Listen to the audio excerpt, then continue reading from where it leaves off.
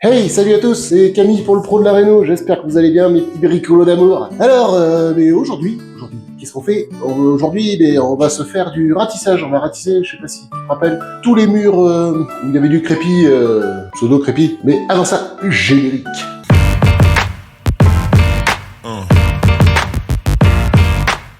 J'ai fini mes deuxièmes passes de joint de partout, tu vois, regarde.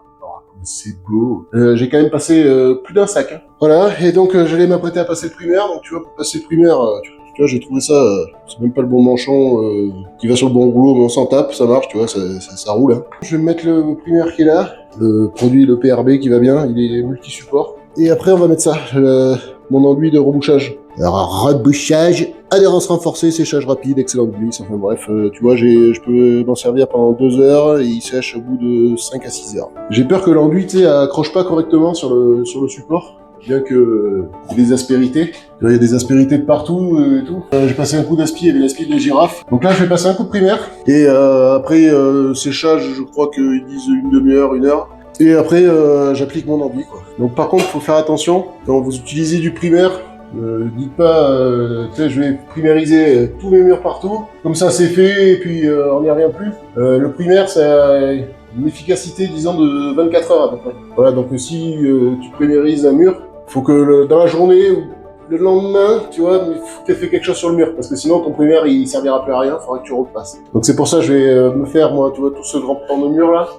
Le mur du fond, le mur où j'ai l'OSB, là, je vais pas y toucher, je le ferai pareil en dernier avec la chambre, hein, j'ai pas trop le choix. Je vais enduire le mur ici, et après je finirai de débarrasser la chambre, pareil, le temps qu'il sèche, et j'irai faire le primaire là-bas, et comme ça, dans la journée, je pense que je vais pouvoir m'enduire au moins en première passe tous ces murs-là. Je pense qu'il va falloir 3 passes, on va dire, parce que les murs sont pas super droits. L'enduit, il est plus ou moins épais, donc je pense que je vais faire une passe, on va dire, de garnissage. Je vais garnir vraiment tous les creux qu'il y a partout. Après, je vais faire une deuxième passe. Je vais commencer à essayer de redresser un peu le mur, et après une passe de finition.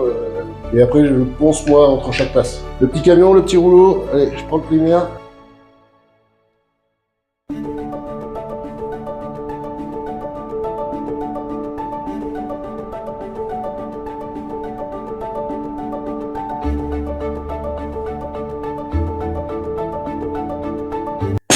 Oh,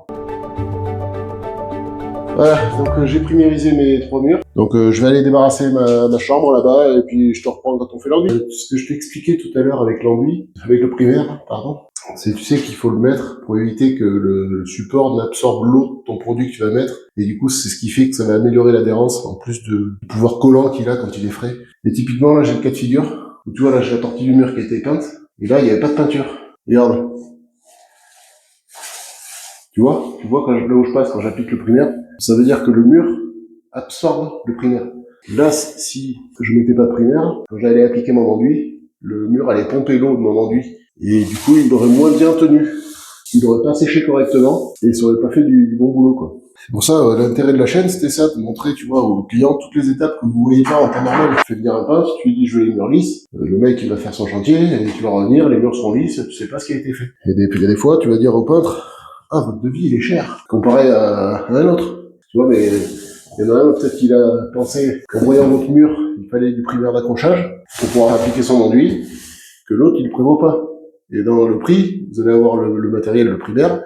Mine de rien, un bidon primaire, les gros de 20 litres, je crois que c'est plus de 100 balles le bidon. Et après, le temps qu'il faut pour l'appliquer aussi, pas 10 jours, hein. C'est du temps passé. Alors souvent, sur des gros chantiers, c'est transparent. Mais quand sur une salle de bain où t'as des petites surfaces, t'es vite à 200 ou 300, voire 500 balles de plus que l'autre. Je finis ça, je coupe et je te reprends après. Bon, les bricolos, ça y est, j'ai fini de passer mon primaire, j'ai nettoyé un peu mes outils. Je vais faire mes ratissages, du coup. Je vais préparer l'enduit. Et je voulais ratisser aussi. Et regarde, j'ai pas fait les bandes ici, entre le plafond et le mur. Parce que comme ici mon support est pas lisse, tu vois, j'ai voulu faire un test. J'ai essayé ici. Tu vois, là, je l'ai faite la bande. Et tu vois, ça me fait ça fait pas beau. Tu vois, ça fait pas une belle finition. La bande, elle a collé, mais il y a des aspérités un peu de partout. Donc je vais m'embêter à rattraper ça. Donc je vais me ratisser ça, me mettre les murs lisses. Et comme ça me permettra, une fois que j'aurai fait, mais ça, je le fais dès que j'ai fait ma première passe, je viens faire ma bande. Parce que comme ça, la deuxième passe d'enduit me fera la deuxième passe de joint. Voilà, et c'est pour ça aussi que je voulais ratisser mes murs aujourd'hui. Comme ça, je vais pouvoir me passer un grand coup de ponceuse partout, sur mes bandes, sur mes murs, machin, tout ça. faire ma deuxième passe sur les murs, et après, comme ça, une fois que je repense tout, je peux me faire mes deuxièmes passes de finition avec mon rouleau à enduire. Tu vois, je vais faire un enduit assez fluide, on va dire, pour pouvoir l'appliquer au rouleau et uniformiser ma pose. Et comme ça, avec les lames, tu vois, je viens finir mon mur impeccable. Donc ça, c'est un processus qui est très long. Pareil, tout le monde ne le fait pas, ratisser les murs, parce que ça demande énormément de temps et d'être relativement appliqué, et du coup c'est pareil, c'est une prestation qui vient de suite monter un petit peu en termes de prix. Bon après, en termes de finition, de rendu final, ça a rien à voir. Allez, on prépare l'enduit. Voilà, tu vois là, mon primaire il est presque sec. Tu vois, il est encore un peu collant là au toucher. Donc le temps je prépare l'enduit, que je laisse reposer, parce que l'enduit de rebouchage, j'aime bien celle que tu prépares, tu le malaxes, tu le laisses reposer 5-10 minutes, et après tu le rebrasses un petit peu. Il faut le laisser reposer le temps que l'eau imprègne bien tout l'enduit, parce que c'est plus épais que la colle à bande, l'enduit à faire les bandes à joint. Allez, je te mets au loin, je te fais ça en mode accéléré.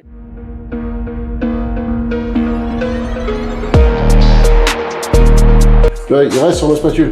Tu vois, il fait ça et il coupe pas. Bon, il coule un peu quand même parce qu'il est frais, hein. Donc il repose un peu. Tu vois, quand je fais ça, je veux pas que ça m'en mette plein les doigts, tu vois. Tandis que quand tu le fais au rouleau, faut presque qu'il soit liquide, hein. Petite technique aussi, pour faire du bon boulot. Toujours un seau d'eau avec une éponge. Parce que tes spatules, tu vois, tu utilises, qui est dessus, tu vas les racler, machin, les poser, l'enduit, il va durcir. Un petit coup d'éponge, tu repars avec des spatules propres et tu fais du bon boulot comme ça. Même principe que les bandes à joint, tu vois, pas perpendiculaire au mur, tu essaies de la mettre le plus à plat possible. Pour pas ressortir tout l'enduit que tu viens d'appliquer. S'il y a des plaquistes, c'est qui regardent, ou des enduiseurs, un truc comme ça, s'ils peuvent me donner un ou deux tuyaux, histoire d'améliorer la technique, ou de me dire comment il faut faire, parce que s'il faut, je fais mal.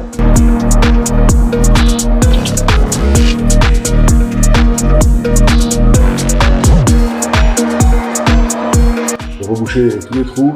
Bon là, tu vois, ça fait un peu du hachure, mais après, la ponceuse, tu vois, ça va rattraper. T'as l'impression que ça aggrave plus les choses qu'au départ. Et après, un petit coup de ponçage, une deuxième passe, tu vas voir, tu verras déjà tout ça. Le avant et le après. Donc, je continue. Je te reprendrai lors de la phase de ponçage. On en dit où? J'ai enduit ce mur en première passe.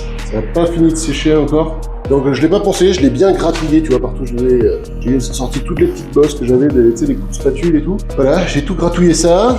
J'ai fait celui-là aussi. Et ce matin, en caméra off, je me suis envoyé ceux de cette chambre.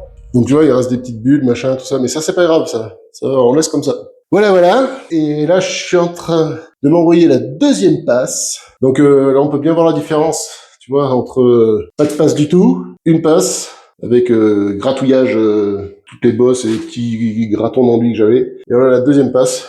Donc on voit que le mur commence à redevenir bien lisse. Donc là par contre celle-là je vais bien la laisser sécher, tu vois, 1 ou 2 jours, que l'enduit fasse bien sa prise, qu'il sèche correctement, tout ça. Et là j'y fous un grand coup de girafe pour ensuite la finition, une troisième passe au rouleau. Parce que là le mur sera bien lisse, au rouleau ça va aller bien. Après en attendant que ça sèche, je vais m'envoyer la passe au rouleau sur tous les plafonds. Voilà, parce qu'il faut que j'optimise mon temps. Donc tu vois là je passe ma main, tu vois j'ai pas de bosse. Tu vois, je sens, j'ai des creux, parce que c'est normal, hein, le mur il est tout tordu, c'est du crépi, tout ça, donc il y a des creux. Hein. Et j'ai pas de bosse. Je vais pouvoir enduire. Alors il y a des endroits, je vais avoir, je sais pas, 1 mm d'enduit, et d'autres, je serai à 3-4 mm. Qu'il y ait des creux, c'est pas grave. Par contre, qu'il y ait des bosses, c'est plus chiant. Parce qu'à chaque fois que t'as une bosse, il va falloir que tu remettes une surépaisseur pour compenser cette bosse. Et t'en finis jamais, quoi. Donc tu vois, mes angles, j'aime bien quand même les amener avec la spatule pour les charger. Et après, j'y passe un coup de lame, parce qu'avec la lame, j'ai eu du mal à aller charger mon angle.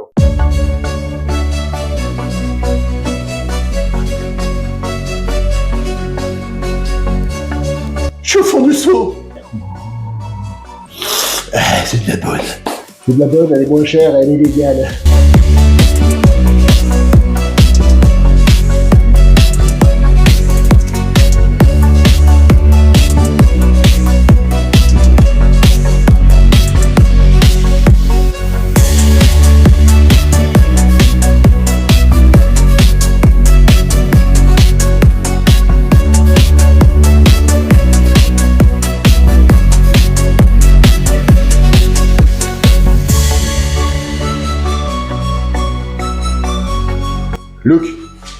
Look the wall. Voilà, ça l'a bien redressé quand même. C'est quand même vachement plus propre. Voilà, et là-dessus, j'y passe un coup de ponçage. Après, rouleau à enduit, ratissage avec la grande lame de Parfélis. Et après, je rattrape avec la lumière rasante, je vais essayer. T'inquiète pas, je vais faire les bords là. Bon, je te reprends plus tard. Moi, je vais me finir ces enduits là sur les murs. Je te reprends au pire quand on se fait le placo. Voilà. Bon, j'ai fini de ratisser en deuxième passe mes murs. J'ai décroché les spots, voilà, partout. Parce que pour passer l'enduit sur le plafond, c'est mieux. Donc en priorité, je te conseille de faire le plafond. Il y a une raison à ça, hein, de pourquoi commencer par le plafond. Parce que si tu commences par tes murs, le plus malin, et tu vas faire ton plafond, et que la gravité va faire le reste, que l'enduit va tomber sur tes murs, que tu viens de tout faire, tout beau, tout nickel, et bien voilà, tu vas être dégoûté, parce qu'il va falloir refaire. Donc, rouleau à enduire de Outil Parfait, c'est un rouleau avec des poils en plastoc ou caoutchouc, je sais pas comment c'est fait. Mais ça va bien, ça se charge bien, ça se nettoie bien, tu vois, et tu l'appliques comme si tu peignais le plafond. Tu prends le truc, tu le trempes, premier passage, c'est un peu chiant parce qu'il faut que ton rouleau se charge correctement le produit. Une fois qu'il est chargé, après ça va bien. Bon allez, c'est parti. J'espère que t'es bien assis confortablement dans ton canapé. Donc tu vois, sur la première passe, je viens à peine de le charger le rouleau. Il me fait des creux, tu vois, ça me fait des manques. Et tu vois, ça fait comme une gouttelette au début. Et après, tu viens avec ta lame, ça fait tout nickel. Et tu vois, même en y allant doucement, ça y est, je commence à en avoir déjà plein les bras. Et après, tu prends ta lame, propre, une spatule, propre. Alors déjà, je sors ce que j'ai mis sur les murs, avant que ça sèche. Et après, tu prends ta lame, et tu vas glisser. Ça enlève quasi rien. Ouais, et j'ai une finition, c'est une vitre. Alors après, je vais te montrer un truc. Tu vois là où il y a un défaut de ta plaque, tu vois, ça fait un peu de cet aspect-là, donc c'est pas bien grave. Tu reprends de l'enduit que tu mets sur ta lame, tu repasses un coup. Tu vois, mais sinon, regarde le résultat de finition. Tu vois, mis à part quelques petits grains et tout ça qui partiront au ponçage, tu vois, c'est impeccable. Finition peinture, vu que c'est enduit partout, il n'y aura pas de différence de teinte comme tu peux avoir quand tu peins le placo et la bande directement. Alors bien sûr, l'inclinaison de ta lame, tu ne la mets pas comme ça, la lame au plafond, comme ça, parce que quand tu vas appuyer, tu vas venir racler tout l'enduit que tu viens de poser. Il faut vraiment la mettre, tu vois, presque à plat. Tu vois, tu reprends, mais très peu de l'enduit. Hein. Alors, regarde, tu vois les angles, nickel, le plafond, voilà, petit coup de ponçage, voilà, ma technique. Ouais, puis après tu continues. Hein.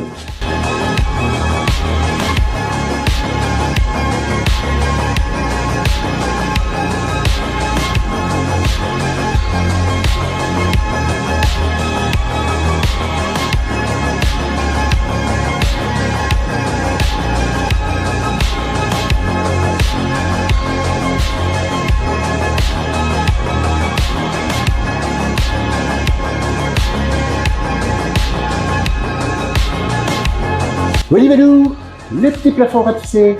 Tu vois le spot, c'était calme. Donc je vais faire pareil sur les murs. Maintenant que j'ai fini cette zone, maintenant que j'ai fini ma zone ici, je vais pouvoir faire tous mes murs là. Bon, on en est où les gars j'ai fini mes ratissages de partout. Ça a bien séché et tout. Là, tu vois, il y a encore quelques petites différences de teinte. Mes murs, mes plafonds. Donc aujourd'hui, je vais laisser encore sécher ça. Encore une journée, je pense. Donc je pense que je vais m'attaquer à cette chambre là. Donc c'est pareil, je vais faire ça en caméra off. C'est juste pour faire un point. Je vais m'attaquer à cette partie-là. Ça, ratisser plafond, les murs, partout.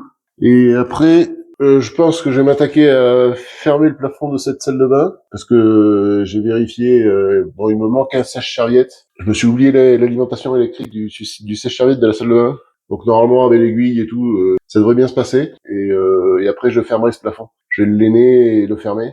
Parce que après, ce que je voudrais faire, tu vas me faire le plancher de cette zone. Tu vois, là, ça va passer juste au-dessus de ma vidange. Comme ça, ma vidange sera encastrée et je voudrais poser mon bac. Parce qu'après, je voudrais faire mes étanchéités. Mais d'abord, je voudrais faire tout ce qui est pareil, placo, enduit, tu vois, dans la salle de bain, que je me pourrisse pas le bac et mon plancher bois, quoi. Bon, j'ai réfléchi, les gars. Je vais m'attaquer, je vais penser ça, parce que j'ai regardé un peu, le mur, il est pas, tu vois, super parfait encore. Enfin, la finition, là, me convient pas pour peindre. Donc ce que je vais faire, je vais poncer, je vais m'envoyer un coup de girafe, là, il est bien sec. Bon, allez, j'attrape la girafe, on met tout ça en place. Bon alors, la girafe.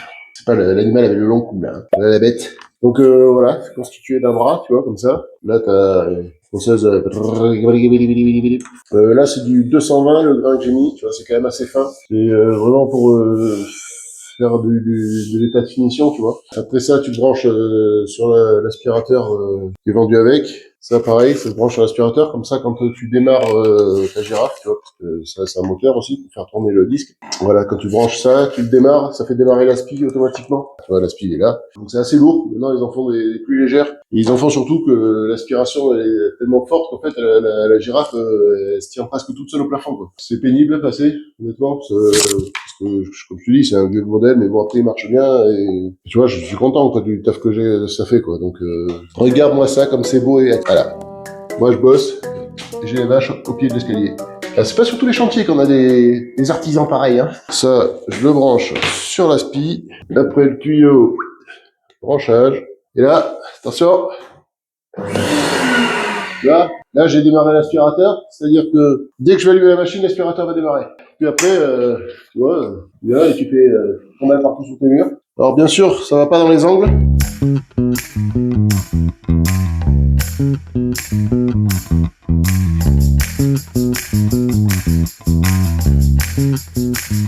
Bon écoute, ça va pas mal. Il y a une astuce pour savoir si tu es déplacé partout. Bon là, moi je le vois parce que mon mur, il y avait des coups de spatule un peu partout. Mais sinon, tu passes un grand coup de crayon comme ça sur ton mur. Et il faut qu'il n'y ait plus de crayon, quoi. Le crayon papier, ne prends pas un marqueur, hein. Tu vois, et tu viens faire des traits partout sur ton mur comme ça. Et quand il n'y a plus de traits sur le mur, c'est que t'es passé partout. Par contre, truc important, avant de faire la dernière passe d'enduit, ou de faire quoi que ce soit d'ailleurs sur ton mur, regarde, toi, je viens de passer la main dessus. Le mur, faut le dépoussiérer. Parce que sinon, ton enduit ou ta peinture, quand tu vas venir peindre, ou réenduire, va accrocher sur la poussière. Ça va t'accrocher sur ton support. Le fait de faire ça à la girafe, gros avantage. C'est que déjà, tu fais des mètres carrés rapidement, mais pas de poussière. Parce que je l'ai fait aussi au début quand j'ai commencé. Hein. Quand tu ponces avec une ponceuse électrique ou à la main, tu ressors, t'es tout plein. Et t'as de la poussière partout. Bon, je vais pas filmer ça pendant 2 heures.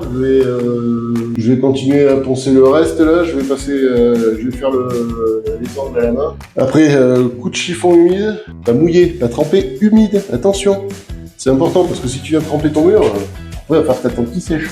Voilà, je le fais moi avec ce type de chiffon. C'est les chiffons, c'est Véleda, je crois. Ou comme ça, c'est des microfibres éponge un peu là. Et ça va venir capter toutes les poussières qu'il y a. Donc voilà, allez, je fais ça, je continue en caméra off. Et puis en attendant, si ça t'a plu, n'oublie pas de mettre un petit pouce bleu, de liker, partager, t'abonner.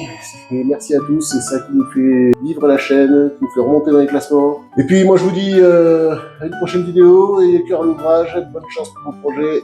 Allez, à plus les bricolos, portez-vous bien, ciao.